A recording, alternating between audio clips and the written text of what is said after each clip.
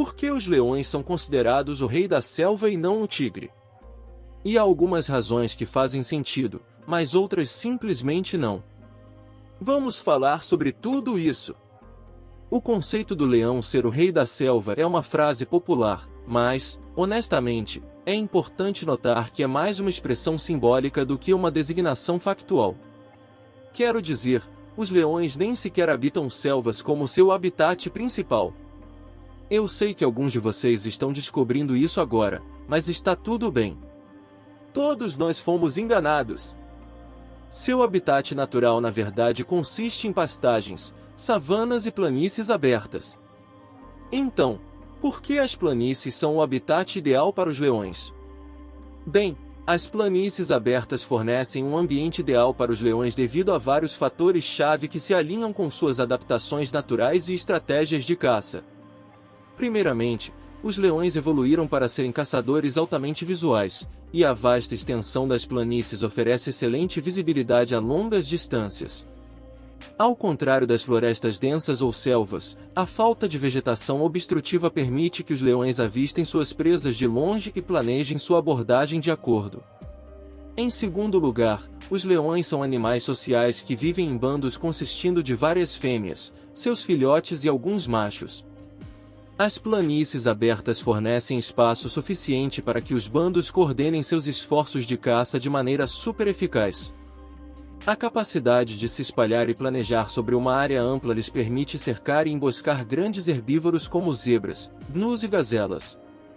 Essa tática de caça em grupo aumenta suas chances de sucesso na captura de presas, o que frequentemente requer trabalho em equipe coordenado. Além disso, as planícies abertas oferecem uma vantagem em termos de mobilidade e velocidade. Você sabia que os leões são corredores poderosos e dependem de explosões curtas de velocidade incrível para capturar suas presas? Eles podem alcançar velocidades de até 80 km por hora e também podem se lançar a até 11 metros. Portanto, a ausência de vegetação densa e obstáculos nas planícies permite que eles utilizem sua agilidade e corram atrás de suas presas com relativa facilidade. Por outro lado, os tigres, que realmente vivem na selva, são igualmente mortais em seu próprio habitat.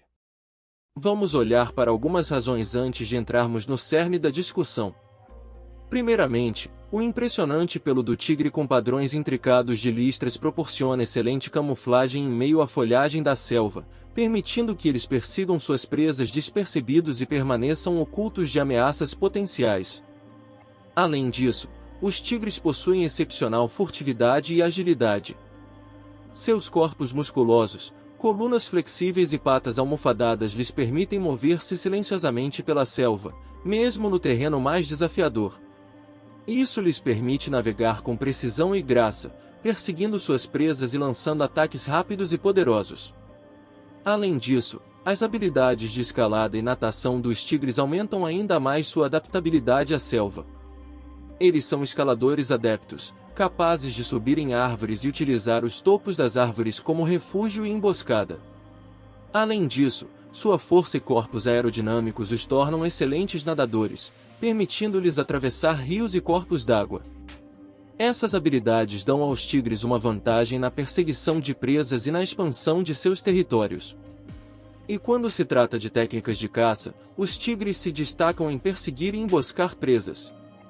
Eles pacientemente se posicionam na vegetação densa, utilizando sua camuflagem e furtividade a seu favor. Num piscar de olhos, seus corpos musculosos e mandíbulas poderosas lhes permitem dominar e derrubar presas. Então, por que não dar o título de rei da selva ao predador de topo que realmente vive na selva? Bem, deixe-me explicar por que não. 1. Predadores solitários. Provavelmente a maior ressalva para os tigres reivindicarem o trono é o fato de que eles são criaturas independentes que preferem ficar sozinhas. Ao contrário dos leões, que vivem em grupos chamados bandos, com suas leoas e filhotes, os tigres preferem fazer suas próprias coisas. Os tigres machos têm enormes territórios que cobrem os territórios de várias fêmeas, mas eles não são exatamente uma grande e feliz família. Eles se juntam brevemente apenas para acasalar, e depois seguem seus próprios caminhos. Eles precisam de muito espaço e recursos para sobreviver, e ser solitários garante que não precisem competir com outros tigres por comida e abrigo. É uma questão de praticidade, realmente. Eles são mais sobre reivindicar seu território e marcá-lo com seu cheiro para manter outros tigres afastados. Por outro lado, um bando de leões se assemelha muito a um reino. O leão macho, muitas vezes referido como rei do bando, assume um papel dominante dentro do grupo. Esse controle territorial e proteção podem ser vistos como governar um reino, com o leão como líder protegendo seu domínio. 2. Competição. Outro motivo pelo qual o tigre simplesmente não pode ser o rei da selva é a competição que enfrenta de outros predadores. Os leões podem ser predadores de topo por direito próprio, mas têm que coexistir com um bando de outros competidores difíceis em seus territórios. Você tem leopardos, hienas, cães selvagens e até crocodilos, dependendo de onde vivem. Esses predadores também têm suas próprias habilidades de caça e adaptações que lhes permitem sobreviver no mesmo ambiente que o tigre. Isso significa que todos estão competindo pelos mesmos recursos, presas, água e habitats adequados. É como uma grande competição pela sobrevivência. Imagine trabalhar tanto para derrubar uma presa apenas para que alguém a roube. É definitivamente frustrante para os leões. Portanto, pensar em um único rei governando toda a selva pode não capturar totalmente as dinâmicas intrincadas e interações entre diferentes espécies. Considerando tudo, você provavelmente poderia perguntar por que o crocodilo não é o rei da selva? Simplesmente não faz sentido.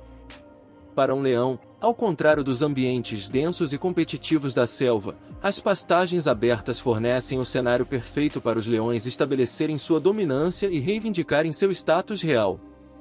Nas planícies, os leões têm uma clara vantagem sobre outros predadores devido à sua força, tamanho e técnicas de caça especializadas.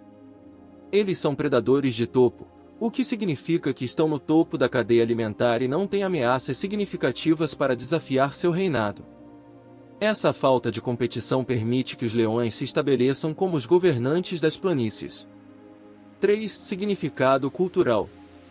Por fim, em muitas civilizações antigas e mitologias, o leão tem sido comumente representado como um símbolo de realeza e autoridade. Do Antigo Egito à Mesopotâmia, da Pérsia à Grécia Antiga, as qualidades reais do leão e sua associação com a realeza são temas recorrentes. A representação do leão como uma besta real pode ser encontrada em inúmeras obras de arte, esculturas e textos antigos, solidificando seu status como rei do reino animal. Por outro lado, o simbolismo cultural do tigre varia significativamente entre diferentes culturas. Em algumas regiões da Ásia, particularmente em países onde os tigres são encontrados, como Índia, China e Coreia, o tigre é reverenciado como uma criatura poderosa e respeitada. Ele é frequentemente associado à coragem, força e proteção. No entanto, essa reverência não se traduz necessariamente em um simbolismo cultural específico como reinado ou realeza. Na cultura chinesa, por exemplo, o tigre é um dos 12 animais do zodíaco e acredita-se que possui atributos como bravura e competitividade. No entanto, a associação com reinado ou realeza não é tão proeminente quanto é com o dragão ou a fênix, que estão mais explicitamente conectados ao poder imperial e liderança. Da mesma forma, na cultura indiana, os tigres são altamente considerados, com algumas histórias mitológicas retratando-os como seres divinos. No entanto, seu significado está mais associado à natureza, vida selvagem e poder em um sentido mais amplo, em vez de um simbolismo específico como governantes. Essa falta de simbolismo cultural consistente como governantes pode ser atribuída aos vários fatores que discutimos hoje, incluindo a natureza solitária e comportamento evasivo do tigre. No final, chamar um leão de rei da selva pode ser geograficamente errado, mas o poder que eles exalam certamente lhes dá um ar de realeza.